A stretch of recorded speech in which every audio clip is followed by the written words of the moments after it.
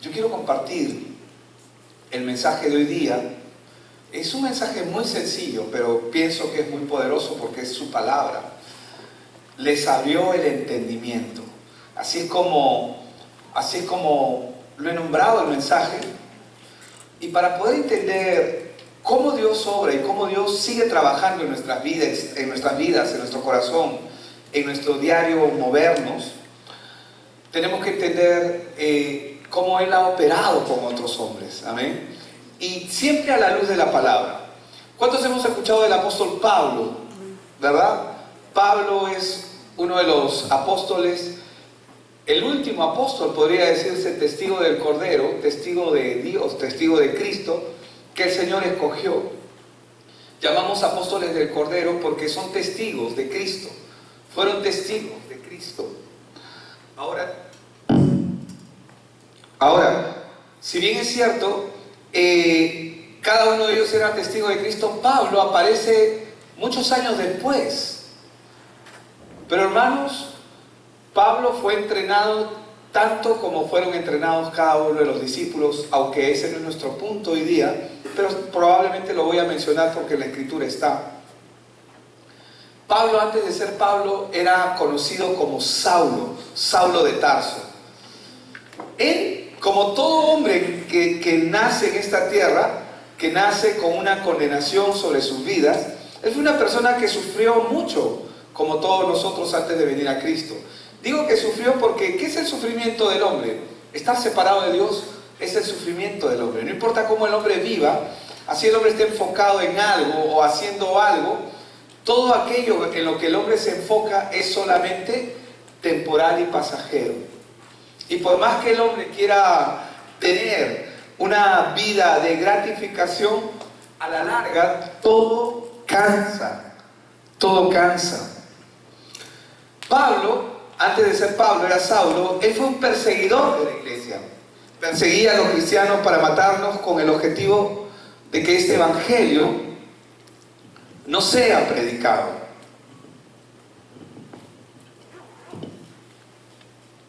Voy a usar este. 1, 2. Creo que este no tiene ningún problema. Amén. Ahora, Pablo pensaba, yo quiero que usted vea, que él era un perseguidor de la iglesia. Él perseguía a los cristianos.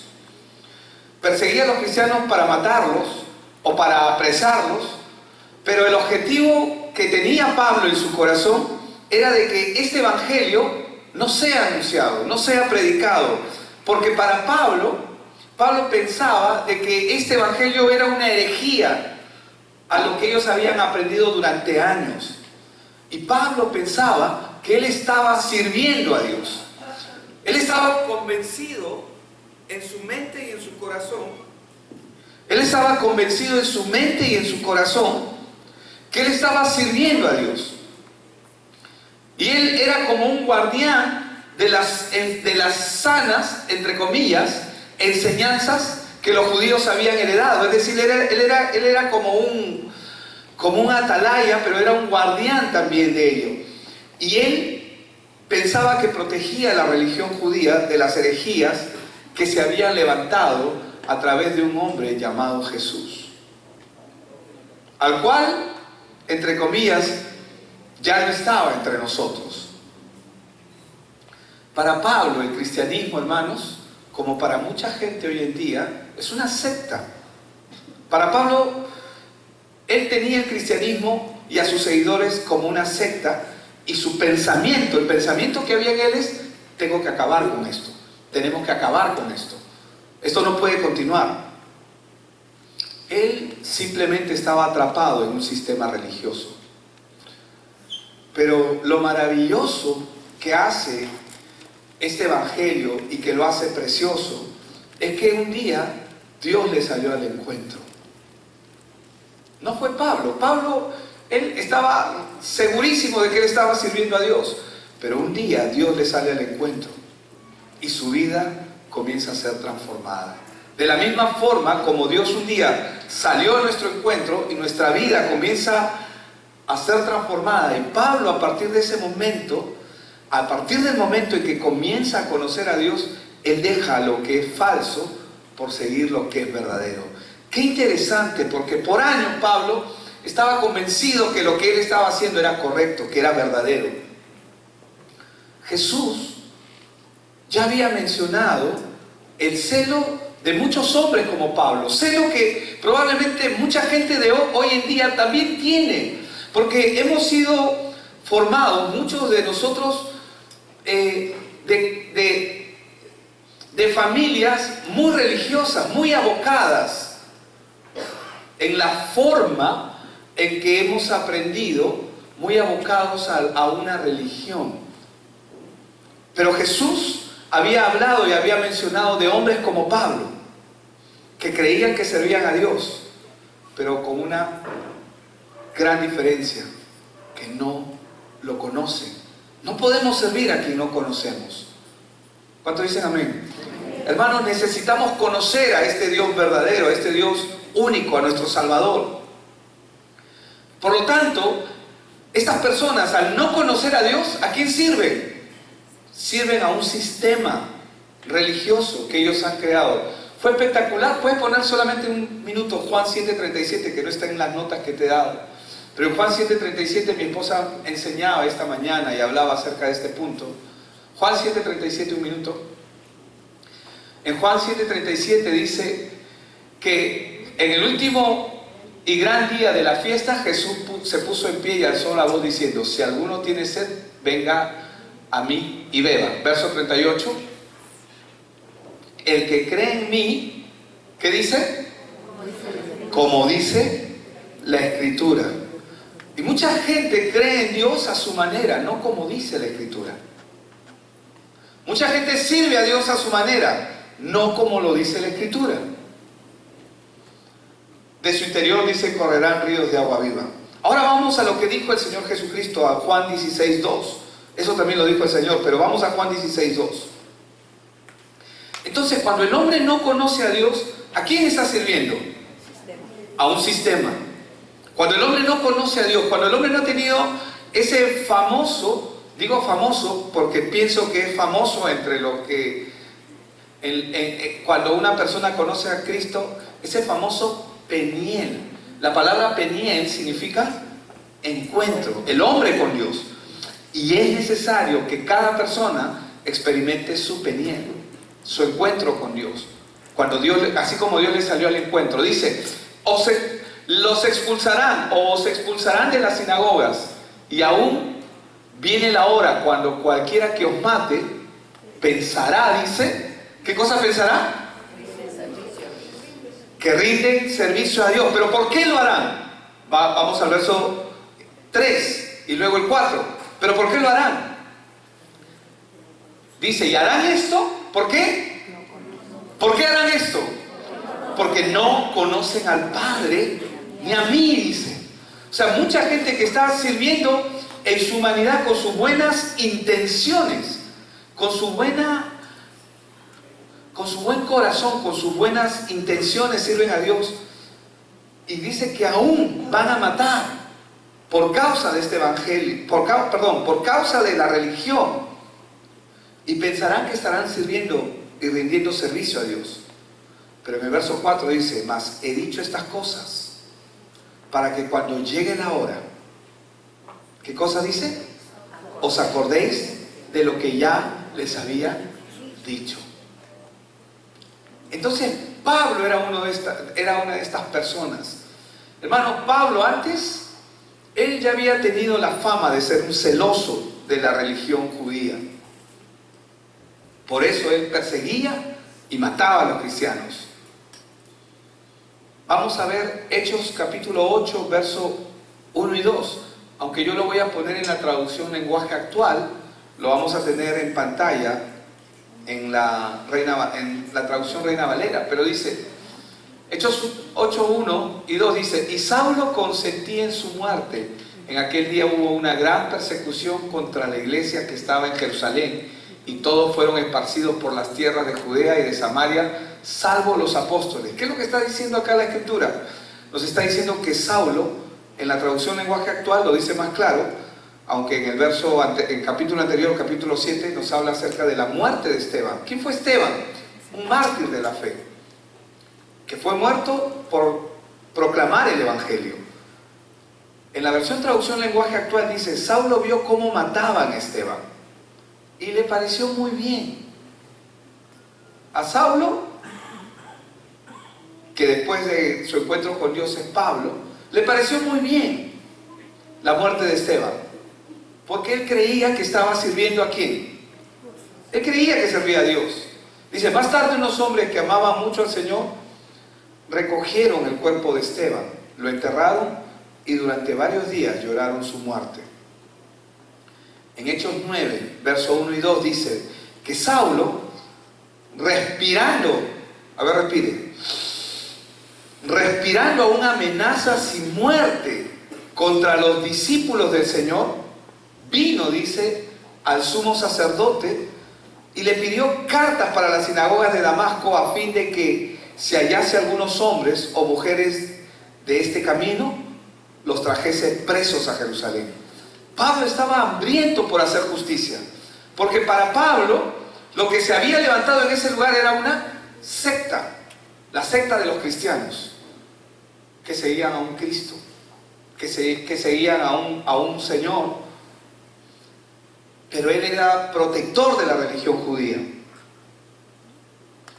Pero hermanos, Dios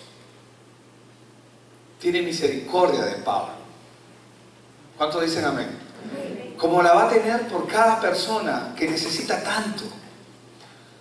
Porque en su afán, en su deseo de proteger lo que le han enseñado durante años, lo que ha aprendido durante años, Dios en su misericordia, por su gracia, le reveló a Pablo quién es Cristo. Le reveló a su Hijo Jesucristo. Le reveló al Mesías. Le reveló a Cristo como la respuesta de Dios al problema del hombre. Un problema que es espiritual y trae como consecuencia los problemas físicos, los problemas mentales, los problemas emocionales, los problemas relacionales, las ataduras, etc. Todo lo que nosotros vemos en el hombre que está afligido solamente es el resultado de una condición, de estar separado de Dios. En Hechos capítulo 9, voy a leer del verso 3 al 6. Dice: mas yendo por el camino, el apóstol Pablo, ¿no?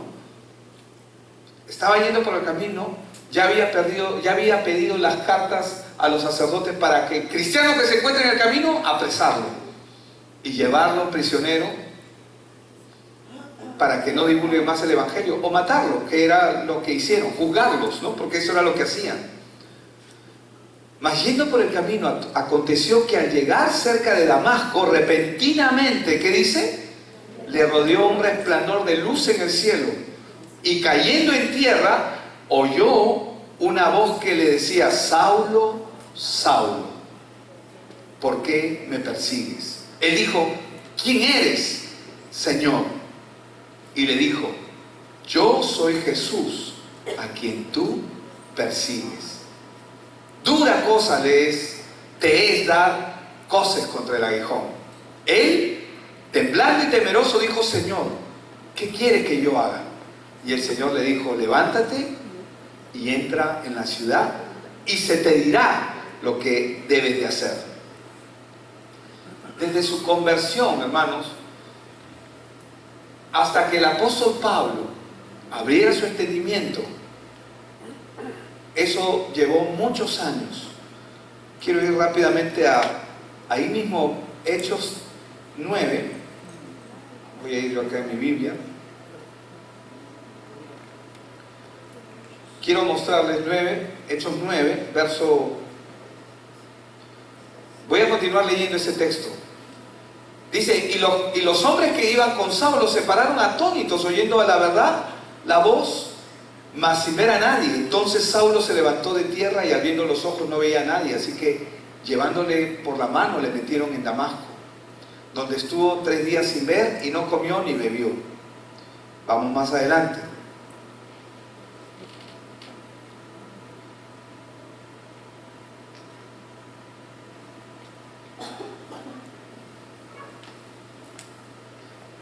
Quiero que vayamos rápidamente a Gálatas capítulo 1 para poder ver esto que aconteció.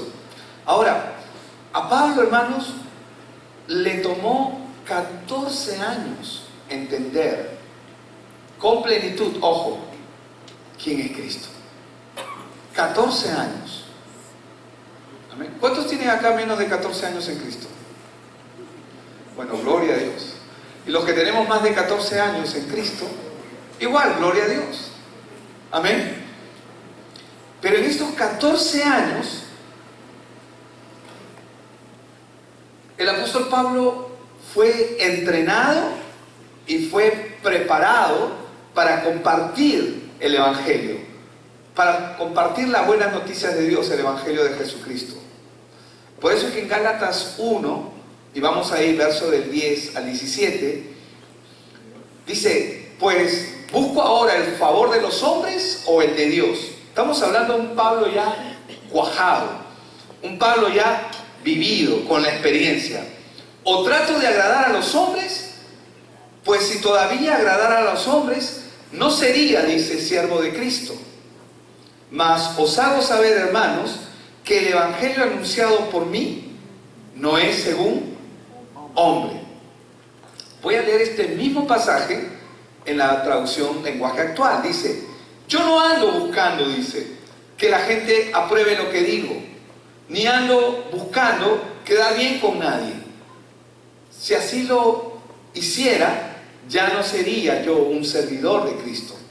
Para mí, lo importante es que Dios me apruebe. Eso es lo que dice. Y en el verso 11 dice, queridos hermanos en Cristo, quiero que les quede claro que nadie en este mundo inventó la buena noticia que yo les he anunciado. ¿Qué es lo que está haciendo Pablo acá?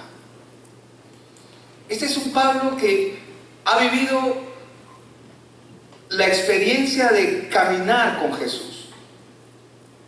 Hay mucha gente hoy en día que predica el Evangelio. ¿Cuántos dicen amén? Amén. Gloria a Dios, que se predique el Evangelio. Pero muchos de ellos predican un Evangelio por concepto, pero sin conocimiento del Dios verdadero. ¿Qué significa sin conocimiento del Dios verdadero? Significa que ellos aún no han vivido la experiencia de caminar sobre la palabra. Es decir, aún no han vivido la experiencia como Pedro la vivió, de caminar sobre el agua. Ahora, mañana no quiero ver a nadie de repente tratar de caminar sobre el agua, ¿no? Y tratar de vivir esa experiencia, porque no nos estamos refiriendo a esa experiencia, sino nos estamos refiriendo a la experiencia de caminar sobre la palabra. Es decir, porque Pedro no caminó sobre el agua, él caminó sobre la palabra, y el caminar sobre la palabra hizo que caminase sobre el agua. Es muy diferente, ¿verdad? Y al no conocer a Dios, hermanos, cuando una persona todavía no ha vivido la experiencia de caminar su vida en Cristo, es decir, vivir este evangelio, que este evangelio sea verdadero en nosotros, no solamente que sea un concepto humano, sino que sea verdadero, que sea real. Cuando la persona no conoce a Dios, se inventan cosas que añaden al evangelio como si fuesen de Dios. Es decir, comparten conceptos humanos, sistemas y métodos religiosos. Dios estableció una forma para que los judíos lleguen a Dios. Y muchos de ellos lo vieron al Mesías por medio de las Escrituras. ¿Cuál fue la forma que Dios estableció para que ellos vean, para que los judíos del Antiguo Testamento puedan ver a Dios? La Escritura, la palabra. La palabra Dios la diseñó para que ellos puedan mirar al Mesías. Y muchos lo vieron. Caso, por ejemplo, de Simón o Simeones, ¿no? Cuando carga al bebito, cuando ve al bebé y él dice, mis ojos hoy han visto la salvación. ¿Cómo llegó este hombre a ver quién era el Cristo? Si no fue por las Escrituras.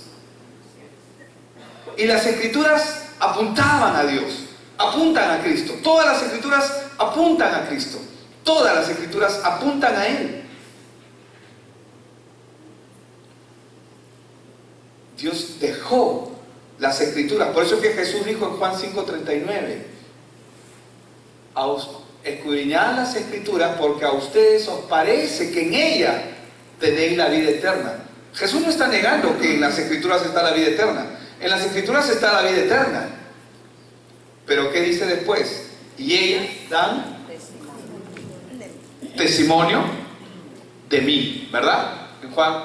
Y ellas son las que dan testimonio de mí. Entonces, cuando uno no conoce a Dios, ¿qué podemos compartir? Por eso es que la Biblia dice que son dos cosas las que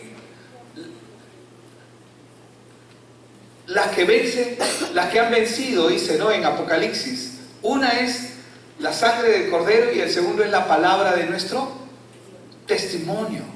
¿Por qué la palabra de nuestro testimonio? Porque el testimonio habla de quién tú eres en Cristo Jesús. No es un testimonio inventado, es un testimonio que cada persona tiene que vivir. Verso 12. Estoy leyendo por si acaso Gálatas 1:12. Pues yo, dice, ni lo recibí, ni lo aprendí de hombre alguno, sino por revelación de Jesucristo. Esto es muy poderoso lo que él está diciendo. Voy a leerle la traducción lenguaje actual para poder comprenderlo un poquito mejor. Dice, no me la contó ni me la enseñó cualquier ser humano, sino que fue Jesucristo mismo quien me enseñó. La pregunta es, ¿quién le enseñó al apóstol Pablo el Evangelio? Jesús mismo. Jesús mismo. Vamos a ir mismo un ratito en Gálatas, vamos a continuar leyendo. Gálatas 1, hemos leído el 12, dice, ¿no? Hemos leído el 12. Porque ya habéis oído acerca de mi conducta, dice en el 13, en otro tiempo en el judaísmo, que perseguía sobremanera a la iglesia de Dios y la asolaba. Y en el judaísmo aventajaba a muchos de mis contemporáneos en mi nación, siendo mucho más celoso de las tradiciones de mis padres, lo que le habían enseñado. Pero cuando agradó a Dios, que me apartó desde el vientre de mi madre y me llamó por su gracia, revelar a su Hijo en mí, para que yo le predicase a los gentiles, dice, no consulté enseguida con carne y sangre, ni subí a Jerusalén a los que eran apóstoles antes que yo, sino que fui a Arabia y volví de nuevo a Damasco. ¿Y qué dice en el verso 18? Después de pasados, ¿cuántos? 3 años. ¿Con quién estuvo esos 3 años? ¿Cuánto fue el tiempo que él estuvo con los discípulos, el Señor Jesús, aquí en la tierra? 3 años. Y dice, después pasados 3 años, dice, subí a Jerusalén para ver a Pedro y permanecí con él 15 días. Pero no vi a ningún otro de los apóstoles sino a Jacobo o Santiago, el hermano del Señor. En esto que os escribo, he aquí delante de Dios que no miento. Después fui a las regiones de Siria y de Cilicia, y no era conocido de vista a las iglesias de Judea que eran en Cristo. Solamente oían decir, aquel que en otro tiempo nos perseguía, ahora predica la fe que en otro tiempo asolaba. Y glorificaban a Dios en mí. Capítulo 2 de Gálatas, verso 1. Después pasados 14 años, subí otra vez a Jerusalén con Bernabé, llevando también conmigo a Tito. Y acá es cuando hablamos del entendimiento que él ya tenía. Pero subí, en el verso 2, según una revelación, y para no correr o haber corrido en vano, expuse en privado a los que tenían cierta reputación el Evangelio que predico a los gentiles. Ahora, ¿qué es lo que estaba ocurriendo o qué es lo que ocurrió con él? Pasaron 3 años que él estuvo con el Señor y 14 años donde él tuvo que pasar, tuvo que vivir una vida como todos nosotros la estamos viviendo. ¿Cuántos dicen amén? ¿Sí? Todos nosotros. Hermanos, Pablo fue enseñado por el mismo Señor, tal cual como cada uno de los demás apóstoles fue enseñado directamente por Jesucristo. Ahora, Pablo hace notar aquí con claridad, en primer lugar, nota lo siguiente, que el Evangelio no tiene origen en el hombre, sino en Dios. Amén. El Evangelio, hermanos, no tiene un origen humano, tiene un origen espiritual. ¿Qué es lo que tiene origen humano?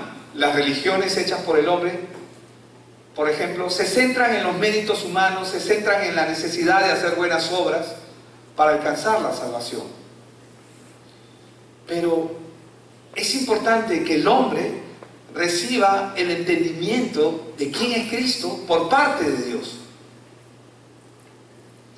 Y este conocimiento solamente viene por parte de Dios. Vamos a ver un ejemplo en la vida de Pedro. En Mateo 16, versos 16 y 17. Dice, respondiendo Simón Pedro, dijo, tú eres el Cristo, el Hijo del Dios viviente. Jesús antes había preguntado, ¿quiénes dicen la gente que soy yo?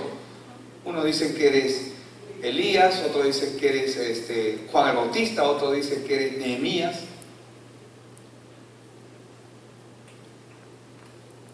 Y Pedro fue el único que respondió, tú eres el Cristo. Es decir, tú eres el ungido, el Hijo del Dios viviente. Entonces le respondió Jesús, en el verso 17, bienaventurado eres Simón, hijo de Jonás. ¿Por qué? ¿Por qué? Porque no te lo reveló carne y sangre. Hermanos, carne y sangre no pueden revelar lo que Dios revela en el corazón del hombre, cuando entra al corazón del hombre. ¿Quién se lo reveló? El Padre que está ¿dónde? En los cielos. Voy a leer estos dos versos mismos en la traducción lenguaje actual.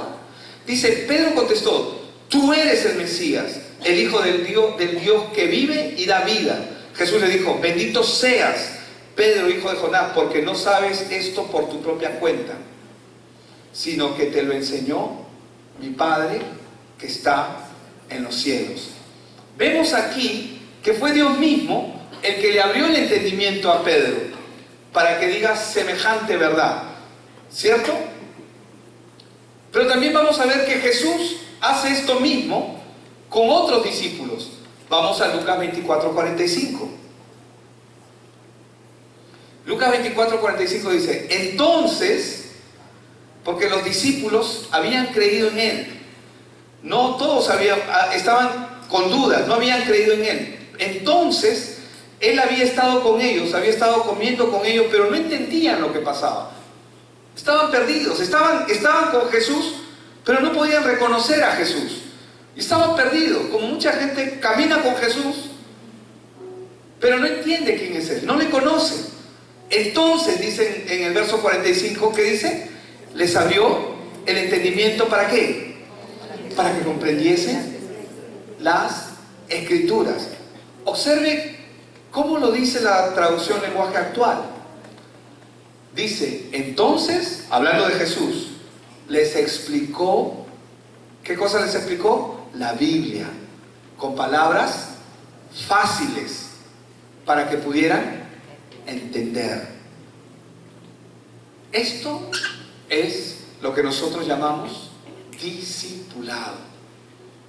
¿Qué es el discipulado? Consiste en ello, en juntarnos ¿para qué? Para traer claridad al Evangelio. Cuéntame, ¿cómo está tu vida? Bien, ahí pasando. Cuéntame, ¿qué no entiendes? ¿Cómo te ha ido esta semana? Cuéntame, ¿cuál ha sido tu experiencia en esta semana? Y comenzamos a conversar y a hilar lo que Dios está haciendo con lo que está aconteciendo en nuestra vida. El discipulado aquí nos ayuda. Ayuda a que la persona que está siendo discipulada pueda entender el plan de Dios en su vida. Porque muchas veces no lo entiende. Jesús tuvo que hablarles con palabras sencillas a los discípulos para que ellos pudiesen entender. Porque eran cabezones. Como nosotros somos cabezones también. ¿O no eres así? Yo soy un cabezón. No sé usted. Pero ¿saben? A veces me es duro entenderlo. Es duro entender. Y vuelvo a leer, y vuelvo a leer, y vuelvo a leer, y vuelvo a leer hasta que el Señor en su gracia, sí era. Pero ¿saben?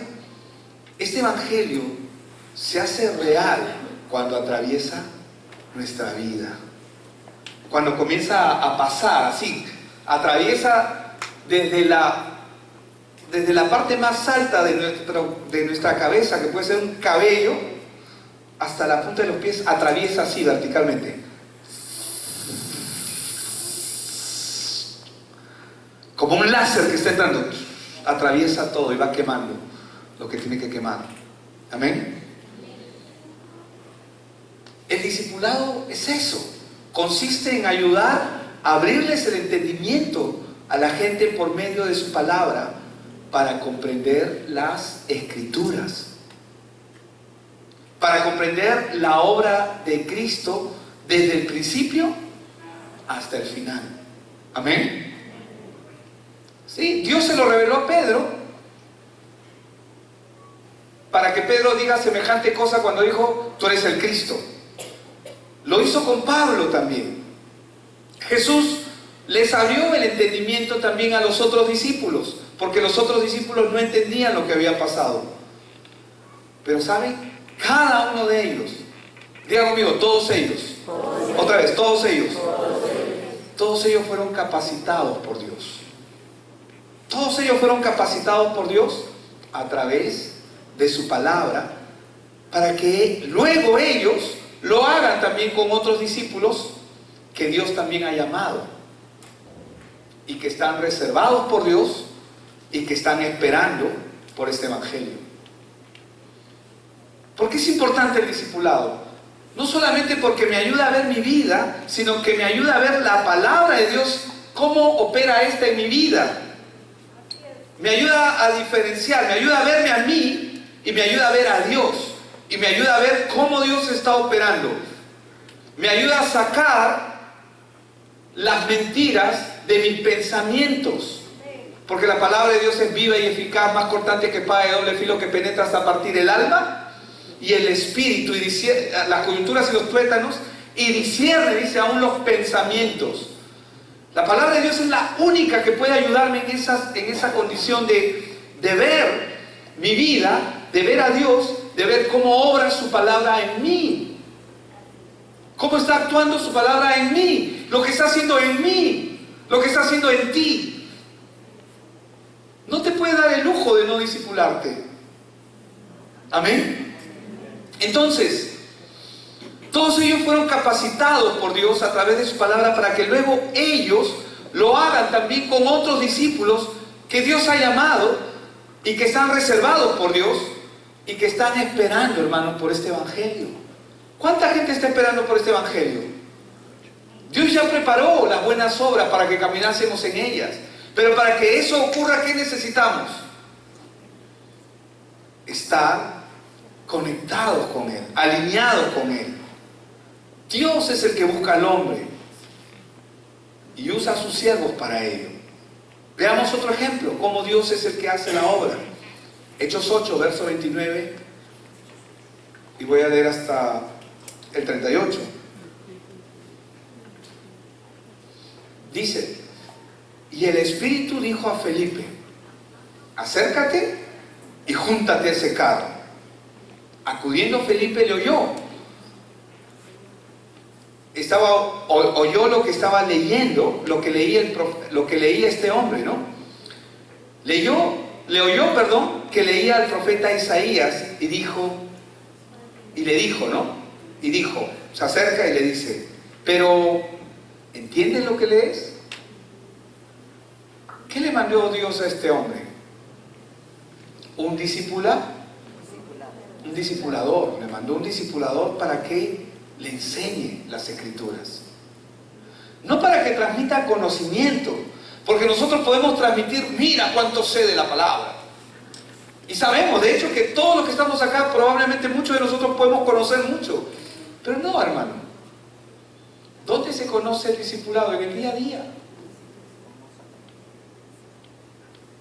Cuando comenzamos a contar nuestra experiencia de cómo Dios nos sacó de la fosa de los leones, aunque no hemos estado ahí, nos sacó del horno de fuego, aunque nosotros no hemos estado ahí, literalmente como ellos, pero cuando Dios obró,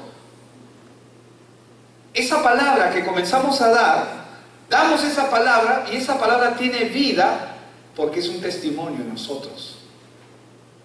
Pero si le damos conceptos, mira lo que Dios hizo con fulano y con mengano, sí, tenemos que ser como tal. Y suena bonito, puede ser elocuente incluso, puede sonar agradable, pero lo que la gente necesita es vida. ¿Qué necesitamos? Dar y tener vida. Necesitamos vida. La gente necesita la vida. Amén. Necesitamos la vida. Necesitamos que lo que se transmita sea nuestra vida en Cristo. Pablo dijo que somos como cartas abiertas que pueden ser leídas. Pero le dice, ¿entiendes lo que lees? ¿Entiendes lo que lees? Y en el 31 él dijo, ¿y cómo podré si alguno no me enseñare? Y rogó a Felipe que subiese y se sentara con él. Dice en el 32 que el pasaje de la escritura que leía era este: como oveja a la muerte fue llevado, y como cordero mudo delante del que lo trasquila, así no abrió su boca. En su humillación no se le hizo justicia, mas su generación, ¿quién la contará? Porque fue quitada de la tierra su vida.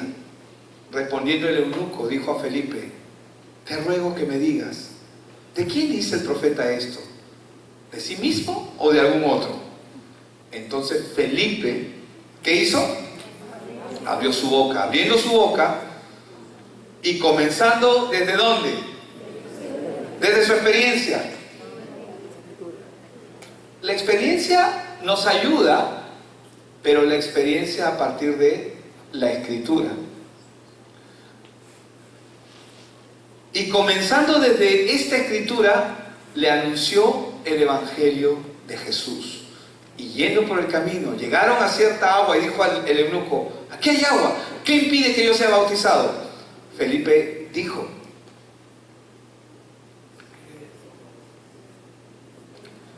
si crees de todo corazón, bien puedes. Por eso es que nosotros no obligamos a una persona que se bautice.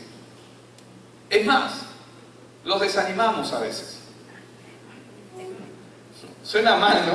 Ay, este pastor está loco. O sea, la palabra dice que creen en el... Es que nosotros no estamos interesados en tener números. Mira cuántos se han bautizado, mira todo lo que he hecho. No, hermano, si la persona no entiende, ¿para qué se va a bautizar? No, pero es que está siendo obediente, sí. Pero yo prefiero que entienda qué es lo que está haciendo. Por eso es que la pregunta que hacemos en el bautismo, ¿cuál es? ¿Por qué estás aquí? Eso suena hasta un poco tajante, ¿no? ¿Qué te ha traído aquí? Y ahí es donde la persona comienza a dar testimonio. ¿Por qué está ahí?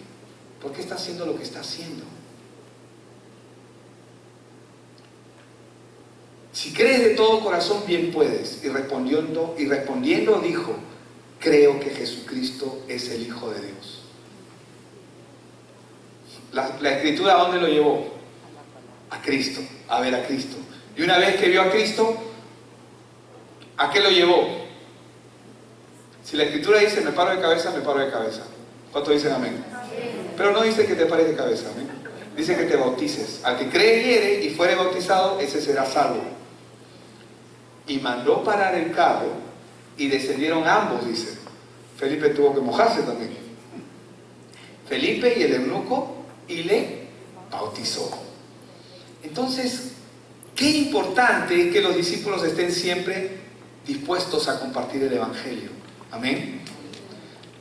Hermanos, Dios en su misericordia a nosotros, digo conmigo, a mí, nos ha llamado para anunciar este Evangelio. Es por eso que siempre debemos estar listos con la palabra, como dice la palabra, en nuestra boca y en nuestro corazón. Esa es la palabra de fe que predicamos. ¿Cuántos dicen amén? Dice Romanos 10 del 13 al 17, voy a leer y ya vamos terminando. Porque todo aquel, dice, que invocare el nombre del Señor ¿Qué dice? Todo aquel que invocare. Pero hay mucha gente, cuando hay terremoto o cuando hay una catástrofe, Señor, Señor. ¿Y porque dicen Señor van a ser salvos? ¿Cuándo es que el hombre invoca el nombre del Señor como debe de ser invocado?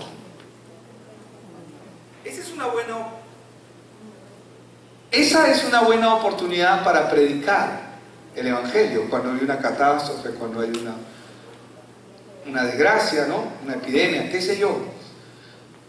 Pero cuando la persona entiende, cuando la persona experimenta la miseria de lo que es la vida sin Dios, puede entender que necesita ser salvo, necesita un salvador. Ahora, dice en el verso 13, porque todo aquel que invocar el nombre del Señor será salvo. Y verso 14, añade, y aquí está añadiendo a los discipuladores. Amén. Sí, me está añadiendo. ¿Cómo pues invocarán a aquel en cual no han creído? Nuevamente, cuando la gente hay un temblor, un terremoto o alguna catástrofe, va, Señor, Señor. Pero ¿cómo van a invocar? ¿A qué Señor van a invocar? ¿Al de la esquina? Ellos pueden pensar que están invocando a Dios. ¿Cómo pues invocarán a aquel en el cual no han creído? ¿Y cómo creerán en aquel de quien no han oído? ¿Y cómo oirán sin haber quien les predique? ¿Cuántos están en capacidad de compartir el Evangelio aquí? ¿Y cómo predicarán si no fuesen enviados? Como está escrito, cuán hermosos son los pies de los que anuncian la paz, de los que anuncian el Evangelio, es decir, las buenas nuevas. Mas no todos, dice, obedecieron al Evangelio. Pues Isaías dice, Señor, ¿quién ha creído nuestro anuncio? Así que la fe, es decir, para que el hombre pueda poner su mirada en Dios, ¿cómo viene? Viene por el oír, pero no de oír cualquier cosa o cualquier tontería. Viene por el oír, y el oír por la palabra de Dios. Aquí se nos está dejando claro que la salvación del hombre de hoy ya no se da con una luz que resplandeció sobre el apóstol Pablo y lo tiró abajo. Y Pablo dijo, ¿quién eres, Señor? Y él le dijo, yo soy Cristo el que tú persigues. Si alguno quiere esa experiencia ya no... Yo no digo que Dios no pueda hacerlo, pero Dios ya dejó una forma para que el hombre crea. ¿Cuál es? La palabra, su evangelio. El evangelio es la forma. Y acá se nos deja claro que la salvación del hombre de hoy se da hoy mediante la predicación del evangelio. Amén. Ya no es solamente porque Pedro recibe una revelación directamente por Dios. Y eso va a ocurrir también en la vida de nosotros. Pero eso va a ocurrir por el oír y el oír de la palabra. Ningún hombre puede salvarse a sí mismo por cuenta propia. Ninguno. Para ser salvo, el hombre necesita oír el Evangelio. Y que este Evangelio es el que va a generar en él fe. El oír y el oír producen en el corazón del hombre fe. ¿Y qué es esa fe? Es la fe que Dios deposita para que esta fe produzca la salvación en esa persona. Una fe que no es una fe como el mundo la está vendiendo, como el mundo hoy hay ofertas, sales a la calle y encuentras ten fe, ten fe, ten fe por todos lados. Pero esa fe no es una fe verdadera. La fe verdadera solo la genera Dios.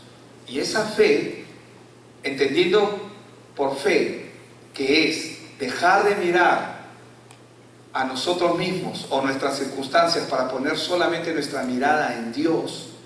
Aunque yo sé que la fe es la certeza de lo que se espera, la convicción de lo que no se ve, porque eso dice Hebreos, pero fe también es nuestra confianza total en Dios. esa fe solamente la puede generar Dios. Y para generar esa fe, solamente es por el oír y el oír de la palabra. Todo proviene de Dios. Todo. La salvación, la fe, nada es nuestro. ¿Por qué? Porque en el hombre no hay nada bueno. Después de la caída el hombre quedó fallado por causa del pecado. Amén.